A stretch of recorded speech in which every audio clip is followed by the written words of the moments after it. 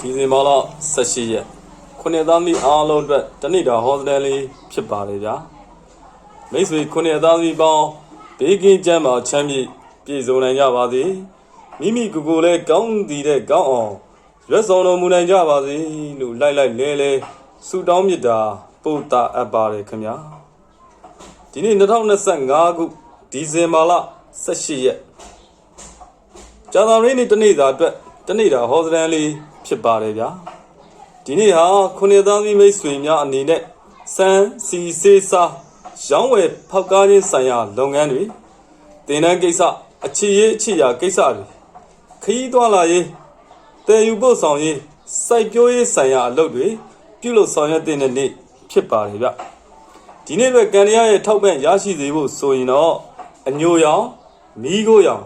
ညပါတဲ့ဝေစားအသုံးဆောင်တွေကိုအားပြုဝစ်စင်သုံးဆွဲတင်ပါတယ်ဒီနေ့ရဲ့အောင်တဲ့အားကောင်းတဲ့နေ့နံတွေကတော့တောက်ကြသားသမီးအင်္ဂါသားသမီးတို့ဖြစ်ကြပြီးတော့ကံကောင်းလက်ရှင်စေတဲ့ကနန်းတွေနံပါတ်တွေကတော့6ကနန်း3ကနန်းတို့ဖြစ်ကြပါတယ်ဗျဒီနေ့မှာမိတ်ဆွေတို့ရဲ့ရောင်းကုန်ပစ္စည်းတွေရောင်းအားတွေတက်စေဖို့လုပ်ငန်းတွေတိုးတက်စေဖို့ဆိုရင်ဘာလုပ်ငန်းလုပ်တာပဲဖြစ်ဖြစ်ဘာရောင်းတာပဲဖြစ်ဖြစ်ဘာပဲရောင်းခြင်းကိုယ့်ရဲ့လုပ်ငန်းသုံးပစ္စည်းတွေရောင်းကုန်ပစ္စည်းတွေကို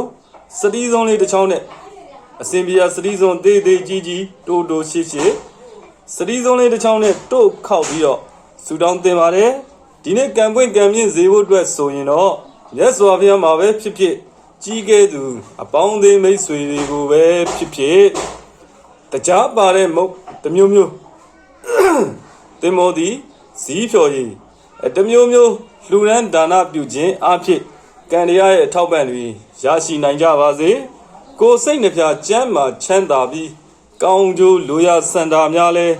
ပြေဝတော်မူနိုင်ကြပါစေခမညာ